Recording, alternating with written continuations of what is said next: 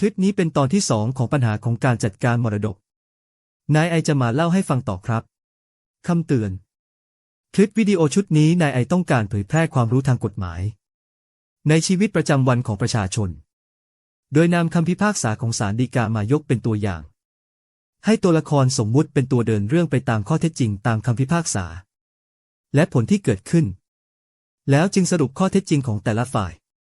และคำพิพากษาของศาลฎีกาโดยย่อที่ได้มีการเผยแพร่ข้อเท็จจริงที่นำมาเผยแพร่ในคลิปวิดีโอชุดนี้อาจแตกต่างไปจากข้อเท็จจริงของแต่ละท่านของแต่ละกรณีโปรดใช้วิจารณญาณในการรับชมด้วยนะครับนายไอเป็นเพียงครูกฎหมายนายไอขอแนะนำว่าสำนักงานอัยการสูงสุดได้จัดให้มีพนักงานอัยการเพื่อให้ความช่วยเหลืออยู่แล้วเรียกว่าพนักงานอัยการคุ้มครองสิทธิและช่วยเหลือประชาชนทางกฎหมายหรือเรียกสั้นๆว่าอัยการสคช.ซึ่งเป็นสำนักงานอัยการประจำอยู่ในพื้นที่ที่เป็นที่ตั้งของศาลจังหวัดทุกศาลเพื่อนๆสามารถปรึกษาได้ทุกที่ทุกสำนักงานทุกจังหวัดที่เพื่อนๆสะดวกเลยครับไม่ได้จำกัดเฉพาะต้องปรึกษาในท้องที่ที่ตัวเองมีทะเบียนบ้านแต่อย่างใดในกทม.ก็มีเหมือนกันนะครับทุกสำนักงานที่เพื่อนๆสะดวกแต่หากสำนักงานอัยการที่เพื่อนๆไปขอคำปรึกษานั้นไม่มีอัยการสคช.พนักงานอัยการจะแนะนำการขอคำปรึกษาได้ครับบริการของพนักงานอัยการเป็นการให้บริการฟรีไม่ต้องเสียค่าใช้จ่ายใดๆให้แก่อัยการนะครับและหากเพื่อนๆอยากให้นำเรื่องกฎหมายอื่นมาเล่าให้ฟังบ้างก็เขียนคำแนะนำไว้เลยครับหรืออยากจะให้ปรับปรุงในเรื่องอะไรก็ได้เชิญเลยครับก่อนไปกันโปรดกดติดตามกดไลค์กดแชร์กันด้วยนะครับถ้าพร้อมแล้วไปกันเลยเปิดแฟ้ม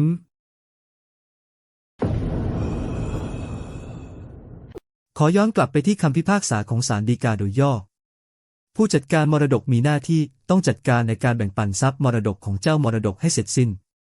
ไม่ว่าทรัพย์สินประเภทใดๆให้เป็นไปตามบทบัญญัติแห่งประมวลกฎหมายแพ่งและพาณิชย์บัพ6ลักษณะ4ตามส่วนแห่งสิทธิที่ทายาทแต่ละคนมีสิทธิที่จะได้รับเมื่อจำเลยที่1เป็นผู้จัดการมรดกตามคำสั่งศาลย่อมมีหน้าที่จัดการทรัพย์และแบ่งปันทรัพย์มรดกให้แก่ทายาทของเจ้ามรดกตามกฎหมายและการกระทำของจำเลยที่1จะเป็นความผิดฐานยักยอกหรือไม่นอกจากต้องมีองค์ประกอบภายนอกที่จำเลยที่1กระทำโดยการโอนที่ดินรวม35แปลงตามฟ้องแล้วยังต้องประกอบด้วยเจตนาตามประมวลกฎหมายอาญามาตรา59ซึ่งเป็นการรู้สำนึกในการกระทำอันเป็นเจตนาทั่วไปและต้องพิจารณาด้วยว่าเป็นการกระทำโดยทุจริตตามประมวลกฎหมายอาญามาตรา1อนุมาตรา1ด้วยจำเลยที่1รู้ว่าที่ดินทรัพย์มรดกทั้ง35แปลงเป็นที่ดินที่จำเลยที่1ต้องแบ่งปันแก่ทายาททุกคนแต่จำเลยที่1กลับจดทะเบียนโอนที่ดินดังกล่าวให้แก่ตนเองแล้วโอนให้แก่ส.ซึ่งไม่ใช่ทายาทโดยโจทก์ร่วมไม่ได้รู้เห็นหรือยินยอมส.แสดงให้เห็นว่าจำเลยที่1ในฐานะผู้จัดการมรดกของผู้ตายตามคำสั่งศาลซึ่งมีหน้าที่จัดการแบ่งปันทรัพย์มรดกให้แก่ทายาทตามสิทธิที่แต่ละคนมีอยู่กระทำผิดหน้าที่ด้วยการจดทะเบียนโอนที่ดินทั้ง35แปลงดังกล่าวมาเป็นของตนและบุคคลที่3แต่เพียงผู้เดียวโดยทุจริตจนเป็นเหตุให้เกิดความเสียหายแก่ประโยชน์ในลักษณะที่เป็นทรัพย์สินของโจทก์ร่วมจำเลยที่1จึงมีความผิดตามประมวลกฎหมายอาญามาตรา353ประกอบมาตรา354ข้อที่7เมื่อวันที่11กรกฎาคม2558ศาลชั้นต้นมีคำสั่งแต่งตั้งนายสมชายเป็นผู้จัดการมรดกของนายมืดนายสมชายจึงมีหน้าที่จัดการมรดกให้เป็นไปตามกฎหมายแล้วหน้าที่ตามกฎหมายต้องทำยังไงบ้างล่ะเริ่มต้นจากการชำระหนี้กองมรดกก่อนเลยประมวลกฎหมายแพ่งและพาณิชย์มาตรา1734บัญญัติว่าเจ้าหนี้กองมรดกชอบแต่จะได้รับการชำระหนี้จากทรัพย์สินในกองมรดกเท่านั้นตามเรื่องของเรานางสว่างเป็นเจ้าหนี้ฟ้องบังคับให้แบ่งสินสมรสจากนายมืดนางสว่างจึงเป็นเจ้าหนี้กองมรดกนายสมชายจึงมีหน้าที่ต้องชำระหนี้ของนายมืดโดยการแบ่งสินสมรสให้แก่นางสว่างกึ่งหนึ่งก่อนตามจำนวนสินสมรสในที่ดินจำนวน35แปลงที่มีปัญหาเท่านั้นไม่ใช่ที่ดินทั้ง50แปลงที่มีชื่อของนายมืดที่มีชื่อเป็นเจ้าของกรรมสิทธิ์ในโฉนดที่ดินทีนี้ถ้านายสมชายทำหน้าที่ตามที่กฎหมายกำหนดโดยการแบ่งสินสมรสในส่วนของนางสว่างกึ่งหนึ่ง แล้วถ้ามีกองมรดกยังเหลืออยู่นายสมชายก็ต้องทำหน้าที่ต่อไปตามเรื่องของเราในมืดมีทายาทเหลืออยู่เพียงชั้นบุตรเพียง6 คนคือนายสมชายนางสมบูรณ์นาย1นาย2นางสาวเอและนางสาวบีทีนี้ตามประมวลกฎหมายแพ่งและพาณิชย์มาตรา 1746 บัญญัติว่าภายใต้บังคับแห่งกฎหมายหรือข้อความในพินัยกรรมถ้าหากมีให้สันนิษฐานไว้ก่อนว่าผู้เป็นทายาทด้วยกันมีส่วนเท่ากันในกองมรดกที่ยังไม่ได้แบ่งกฎหมายบังคับให้ผู้จัดการมรดกต้องแบ่งทรัพย์มรดกให้แก่ทายาททั้ง6มีส่วนเท่ากันในกองมรดกที่ยังไม่ได้แบ่งแต่ปรากฏว่าเมื่อวันที่11 กรกฎาคม 2558 ศาลชั้นต้นมีคำสั่งแต่งตั้งนายสมชายเป็นผู้จัดการมรดกของนายมืดแล้วหลังจากนั้นอีก1 เดือนต่อมานายสมชายได้ดำเนินการจดทะเบียนโอนที่ดินทั้งหมดมาเป็นชื่อของนายสมชายในฐานะผู้จัดการมรดกหลังจากนั้นอีกประมาณ2 ปีเมื่อวันที่19 ตุลาคม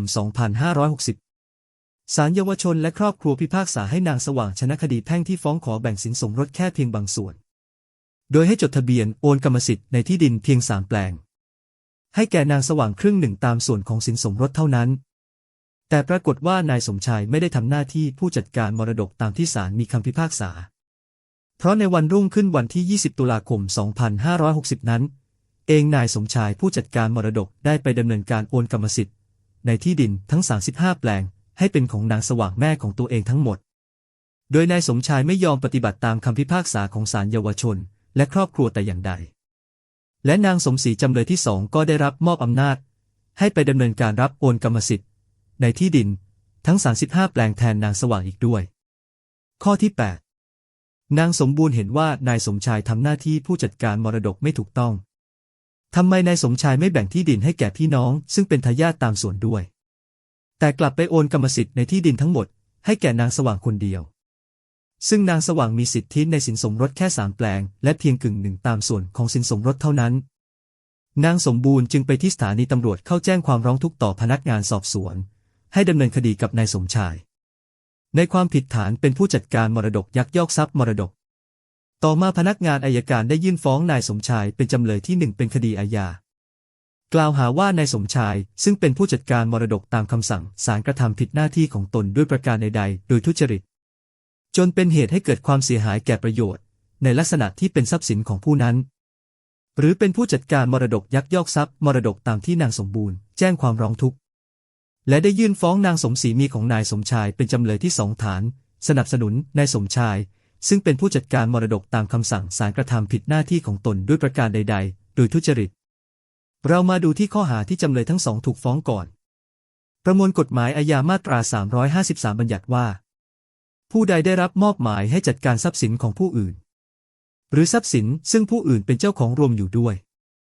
กระทำผิดหน้าที่ของตนด้วยประการใดๆโดยทุจริตจนเป็นเหตุให้เกิดความเสียหายแก่ประโยชน์ในลักษณะที่เป็นทรัพย์สินของผู้นั้นต้องระวังโทษจำคุกหรือปรับหรือทั้งจำทั้งปรับทีนี้บทบัญญัติกฎหมายที่มีโทษทางอาญาการพิจารณาว่าจะเป็นการกระทำที่ฝ่าฝืนข้อห้ามตามกฎหมายหรือไม่ก็ต้องพิจารณาตามเนื้อความในกฎหมายโดยเคร่งครัดเอาทีละคำครับคำว่าผู้ใดอันนี้ไม่น่าจะมีปัญหาซึ่งก็หมายถึงคนธรรมดาหรือนิติบุคคลก็ได้นะครับเรื่องนิติบุคคลเนี่ยนายไอเคยเล่าไปแล้วครับคำต่อไปได้รับมอบหมายให้จัดการทรัพย์สินของผู้อื่นอันนี้ก็ไม่น่าจะมีปัญหาเหมือนกันและคำว่าหรือทรัพย์สินซึ่งผู้อื่นเป็นเจ้าของรวมอยู่ด้วยอันนี้มันเป็นยังไงก็หมายความว่าเราไม่ได้เป็นเจ้าเพียงของคนเดียวแต่มีคนอื่นเป็นเจ้าของร่วมกันด้วยหรือเป็นเจ้าของรวมยังไงล่ะครับตามเรื่องของเราที่ดินทั้ง35 แปลงซึ่งเป็นสินสมรสระหว่างนายมืดกับนางสว่างแม้มีชื่อของนายมืดเป็นเจ้าของกรรมสิทธิ์ในโฉนดที่ดินเพียงคนเดียวก็ตามแต่สถานะทางกฎหมายของที่ดินทั้ง35 แปลงมีนายมืดกับนางสว่างเป็นเจ้าของรวมกันนายมืดกับนางสว่างจึงมีกรรมสิทธิ์เพียงคนละครึ่งเพราะเป็นสินสมรสการที่นางสว่างฟ้องแบ่งสินสมรสและชนะคดีและนายสมชายก็ต้องแบ่งสินสมรสให้แก่นางสว่างตามคำพิพากษาของศาลโดยการจดทะเบียนโอนกรรมสิทธิ์ในที่ดินทั้ง35 แปลงให้แก่นางสว่างเพียงครึ่งเดียวเท่านั้นไม่ใช่ต้องโอนกรรมสิทธิ์ไปทั้งหมดอย่างที่นายสมชายทำเพราะกรรมสิทธิ์ในที่ดินทั้ง35 แปลงอีกครึ่งหนึ่งเป็นทรัพย์มรดกของนายมืดและตกแก่ทายาททั้ง6 คนซึ่งรวมถึงนางสมบูรณ์ด้วย เพราะกรรมสิทธิ์ครึ่งหนึ่งในที่ดินทั้ง35แปลงเป็นของพี่น้องทั้ง6คนเป็นเจ้าของรวมเพื่อนเห็นถึงการไม่ทำหน้าที่ให้ถูกต้องของนายสมชายแล้วใช่ไหมครับคำต่อไปกระทำผิดหน้าที่ของตนด้วยประการใดๆโดยทุจริตตามประมวลกฎหมายอาญามาตรา353ต่อไปเอาที่คำว่ากระทำผิดหน้าที่ของตนด้วยประการใดๆอันนี้เห็นได้ชัดเลยครับแต่ก็มีข้อโต้แย้งอยู่นะครับเพราะการกระทำผิดหน้าที่นั้นก็อาจมีหลายสาเหตุได้ใช่ไหมครับอาจเป็นว่าทำผิดเพราะไม่รู้ทำผิดเพราะประมาทเลินเล่อทำผิดเพราะคาดไม่ถึงหรืออาจมีข้อแก้ตัวอื่นๆก็ได้ใช่ไหมครับแต่กฎหมายใช้คำว่ากระทำผิดหน้าที่ของตนด้วยประการใดๆโดยทุจริตขอเน้นที่คำว่าโดยทุจริตนะครับแล้วอะไรที่เรียกว่าโดยทุจริตเอาตามที่กฎหมายกำหนดเลยครับคำว่าโดยทุจริตประมวลกฎหมายอาญาบัญญัติไว้เป็นคำแรกเลยในมาตรา1อนุมาตรา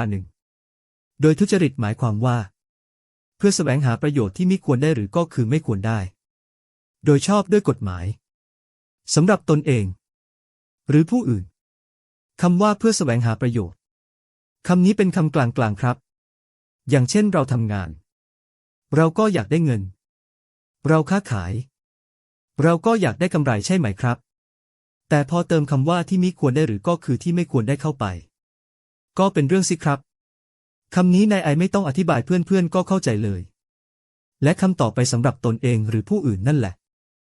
ซึ่งหมายถึงทำเพื่อตัวเองหรือทำเพื่อคนอื่นทีนี้พออ่านถ้อยคำทั้งหมดโดยทุจริตหมายความว่าเพื่อแสวงหาประโยชน์ที่มิควรได้โดยชอบด้วยกฎหมายสำหรับตนเองหรือผู้อื่นฟังแล้วเข้าใจได้เลยใช่ไหมครับว่าเป็นการกระทำที่ไม่ถูกต้องไม่ชอบธรรมตามประมวลกฎหมายอาญามาตรา353ที่นั้นนอกจากคำว่าผู้ใดได้รับมอบหมายให้จัดการทรัพย์สินของผู้อื่นหรือทรัพย์สินซึ่งผู้อื่นเป็นเจ้าของรวมอยู่ด้วยกระทำผิดหน้าที่ของตนด้วยประการใดๆโดยทุจริตคำต่อไปคือจนเป็นเหตุให้เกิดความเสียหายแก่ประโยชน์ในลักษณะที่เป็นทรัพย์สินของผู้นั้นคำว่าจนเป็นเหตุให้เกิดความเสียหายแล้วเสียหายยังไงล่ะก็เป็นความเสียหายที่เกิดแก่ประโยชน์แก่เจ้าของหรือเจ้าของรวมคนอื่นและความเสียหายนั้นต้องเป็นความเสียหายในลักษณะที่เป็นทรัพย์สินเท่านั้นนะจะเสียหายแก่ชีวิตร่างกายเสรีภาพหรือชื่อเสียงนะไม่เป็นความผิดตามมาตรานี้นะครับเพื่อนคงพอเข้าใจในการกระทำที่เป็นองค์ประกอบของการกระทำความผิดฐานนี้กันบ้างแล้วนะครับซึ่งเป็นการกระทำความผิดหน้าที่ที่ต้องทำหรือจัดการยังไงล่ะครับข้อกฎหมายที่เกี่ยวข้องต่อไปที่นายสมชายจำเลยที่1ถูกฟ้องคือประมวลกฎหมายอาญามาตรา354ที่บัญญัติว่าถ้าการกระทำความผิดตามมาตรา352หรือมาตรา353ของเรานี้ได้กระทำในฐานที่ผู้กระทำความผิดเป็นผู้จัดการทรัพย์สินของผู้อื่นตามคำสั่งของศาลหรือตามพินัยกรรมหรือในฐานเป็นผู้มีอาชีพหรือธุรกิจอันย่อมเป็นที่ไว้วางใจของประชาชนผู้กระทำต้องระวางโทษจำคุกหรือปรับหรือทั้งจำทั้งปรับมาตรานี้เป็นไปตามเรื่องของเราเลยเพราะนายสมชายได้รับคำสั่งจากศาล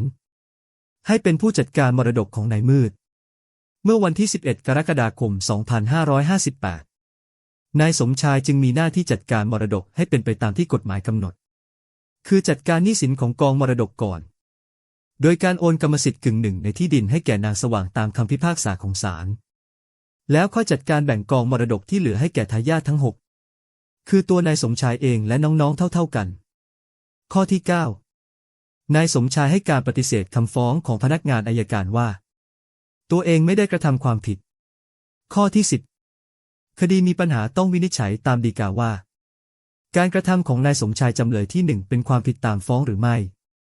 โดยฎีกาสรุปว่านายสมชายจำเลยที่1ในฐานะผู้จัดการมรดกไม่ประสงค์ให้ทายาทของเจ้ามรดกแต่ละคนได้รับการแบ่งปันทรัพย์มรดกตามส่วนที่แต่ละคนพึงมีพึงได้พฤติการของนายสมชายจำเลยที่1บ่งชี้ว่านายสมชายจำเลยที่1มีเจตนาเบียดบังที่ดินทรัพย์มรดกพิพาทเป็นของตนเองหรือบุคคลที่3โดยทุจริตการกระทำของนายสมชายจำเลยที่1จึงเป็นความผิดตามฟ้องข้อที่11ศาลเห็นว่าผู้จัดการมรดกมีหน้าที่ต้องจัดการในการแบ่งปันทรัพย์มรดกของเจ้ามรดกให้เสร็จสิ้นไม่ว่าทรัพย์สินประเภทใดๆให้เป็นไปตามบทบัญญัติแห่งประมวลกฎหมายแพ่งและพาณิชย์บัพ6ลักษณะ4 ตามส่วนแห่งสิทธิที่ทายาทแต่ละคนมีสิทธิที่จะได้รับ เมื่อนายสมชายจำเลยที่หนึ่งเป็นผู้จัดการมรดกตามคำสั่งศาลย่อมมีหน้าที่จัดการทรัพย์และแบ่งปันทรัพย์มรดกให้แก่ทายาทของเจ้ามรดกตามกฎหมายและการกระทำของนายสมชายจำเลยที่หนึ่งจะเป็นความผิดฐานยักยอกหรือไม่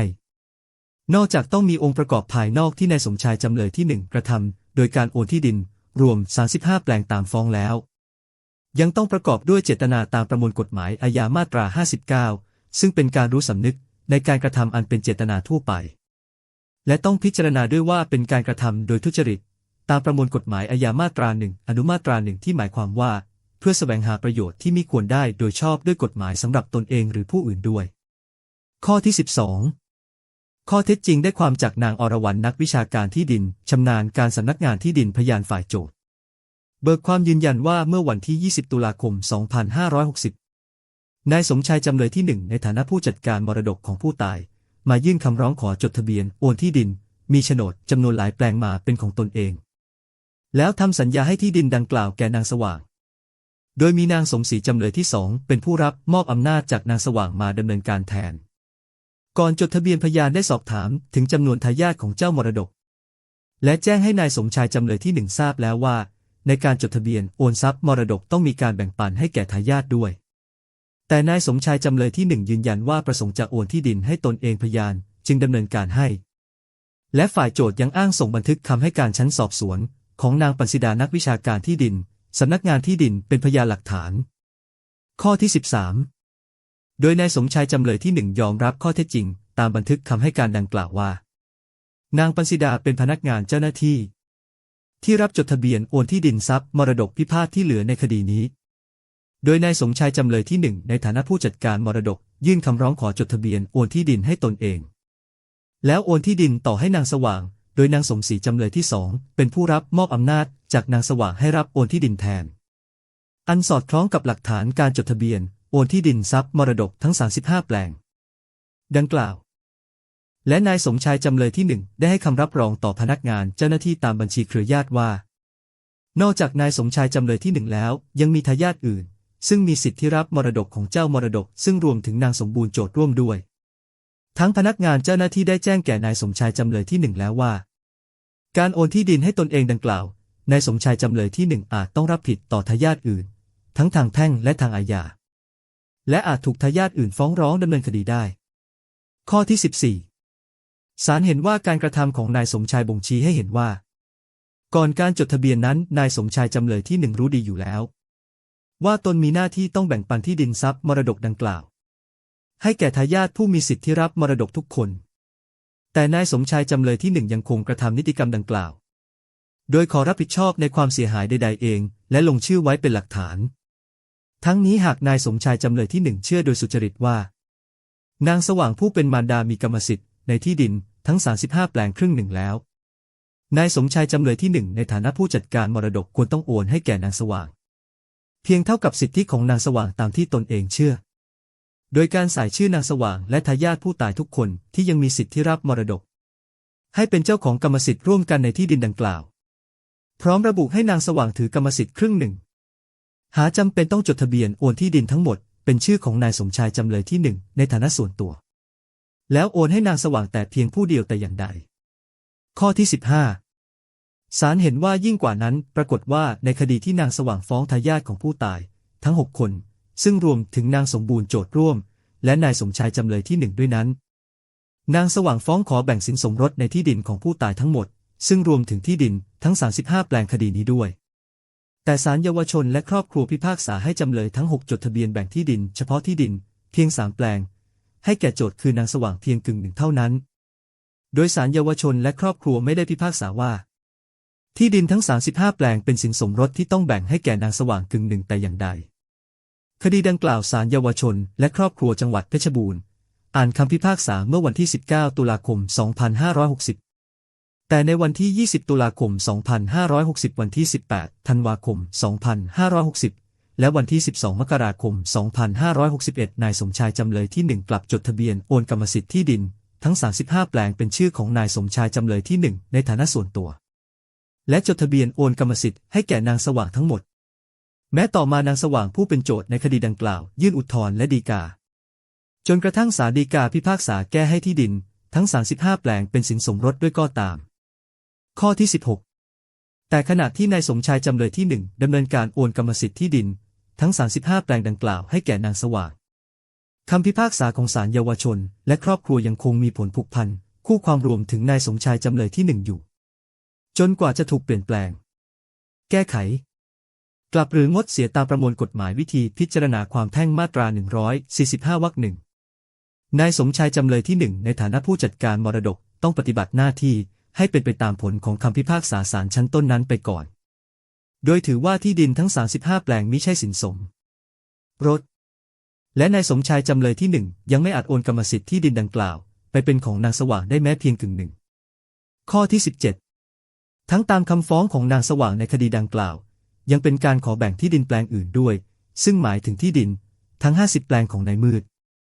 จึงไม่มีเหตุผลใดที่นายสมชายจำเลยที่1จะรวบรัดโอนที่ดินทั้ง35แปลงไปให้แก่นางสว่างเพียงผู้เดียวก่อนที่คดีแบ่งสินสมรสกรรมสิทธิ์รวมจะถึงที่สุดข้อที่18ศาลเห็นว่าจากพยานหลักฐานและพฤติการที่นายสมชายจำเลยที่1จดทะเบียนโอนที่ดินทั้ง35แปลงไปเป็นของตนเองแล้วโอนให้แก่นางสว่างดังวินิจฉัยมานั้นจึงปราศจากเหตุผลที่ทำให้เชื่อว่านายสมชายจำเลยที่1กระทำไปโดยเข้าใจโดยสุจริตเช่นนั้นได้ส่วนที่นายสมชายจำเลยที่1นำสืบต่อสู้อ้างว่ากระทำไปตามคำสั่งเสียของผู้ตายที่ต้องการยกที่ดินทั้ง35แปลงให้แก่นางสว่างนั้นแม้เป็นความจริงแต่เมื่อผู้ตายมิได้ทำพินัยกรรมไว้และทายาททุกคนไม่ได้ยินยอมให้นายสมชายจำเลยที่1กระทำการเช่นว่านั้นนายสมชายจำเลยที่1ต้องจัดการและแบ่งปันทรัพย์มรดกตามบทบัญญัติแห่งประมวลกฎหมายแพ่งและพาณิชย์มาตรา1745ประกอบมาตรา1364และมาตรา1750วรรคหนึ่งโดยการแบ่งปันทรัพย์มรดกระหว่างทายาทอาจทำได้โดยทายาทต่างเข้าครอบครองทรัพย์สินเป็นส่วนสัตว์หรือโดยการขายทรัพย์มรดกแล้วเอาเงินที่ขายได้มาแบ่งปันกันระหว่างทายาทข้อที่19ดังนี้เมื่อข้อเท็จจริงรับฟังได้ว่านายสมชายจำเลยที่1รู้ว่าที่ดินทรัพย์มรดกทั้ง35แปลงเป็นที่ดินที่นายสมชายจำเลยที่1ต้องแบ่งปันแก่ทายาททุกคนแต่นายสมชายจำเลยที่1กลับจดทะเบียนโอนที่ดินดังกล่าวให้แก่ตนเองแล้วโอนให้แก่นางสว่างซึ่งไม่ใช่ทายาทโดยนางสมบูรณ์โจทย์ร่วมไม่ได้รู้เห็นหรือยินยอมส่อแสดงให้เห็นว่านายสมชายจำเลยที่1ในฐานะผู้จัดการมรดกของผู้ตายตามคำสั่งศาลซึ่งมีหน้าที่จัดการแบ่งปันทรัพย์มรดกให้แก่ทายาทตามสิทธิที่แต่ละคนมีอยู่กระทำผิดหน้าที่ด้วยการจดทะเบียนโอนที่ดินทั้ง35แปลงดังกล่าวมาเป็นของตนและบุคคลที่3แต่เพียงผู้เดียวโดยทุจริตจนเป็นเหตุให้เกิดความเสียหายแก่ประโยชน์ในลักษณะที่เป็นทรัพย์สินของนางสมบูรณ์โจทย์ร่วมนายสมชายจำเลยที่1จึงมีความผิดตามฟ้องให้นายสมชายจำเลยที่1คืนที่ดินทั้ง35แปลงกึ่งหนึ่งในส่วนของเจ้ามรดกหรือใช้ราคาทรัพย์ที่ยังไม่ได้คืนเป็นเงิน1,300,000 บาทแก่นางสมบูรณ์โจทย์ร่วมซึ่งเป็นทายาทและทายาทผู้มีสิทธิที่รับมรดกทุกคนสรุปคือเรื่องนี้คงเป็นเครื่องเตือนใจของผู้จัดการมรดกทุกคนนะครับไม่ใช่ว่าพอได้เป็นผู้จัดการมรดกแล้วจะทำยังไงก็ได้เพราะถ้าคิดอย่างนั้นก็มีสิทธิ์ติดคุกเหมือนในเรื่องนี้แต่เรื่องผู้จัดการมรดกยักยอกทรัพย์มรดกเนี่ยทางกฎหมายไม่ถือว่าเป็นเรื่องร้ายแรงนะครับเพราะเป็นความผิดที่ได้กระทำลงไปในระหว่างเครือญาติสามารถยอมความกันได้ผู้เสียหายขอถอนแจ้งความได้หรือถ้าศาลชั้นต้นพิพากษาตัดสินคดีให้ติดคุกแล้วถ้าคดียังไม่ถึงที่สุดก็ถอนแจ้งความหรือบอกพนักงานอัยการว่าไม่เอาเรื่องแล้วก็ได้นะครับแต่ถ้าคดีถึงที่สุดไปแล้วอย่างในเรื่องนี้อันนี้ก็ช่วยไม่ได้ก็ต้องเป็นไปตามที่ศาลตัดสินคดีนะครับแต่ที่สำคัญเพื่อจะให้ผู้เสียหายถอนแจ้งความผู้จัดการมรดกที่ทำผิดหน้าที่ก็ต้องทำหน้าที่ให้ถูกต้องครบถ้วนตามที่กฎหมายกำหนดเสียก่อนนะครับอ้างอิงคำพิพากษาศาลฎีกาที่ 2031/2566 หมายเหตุตัวละครในเรื่องนี้เป็นตัวละครที่นายไอสมมุติขึ้นเองครับและเป็นสถานการณ์สมมุติ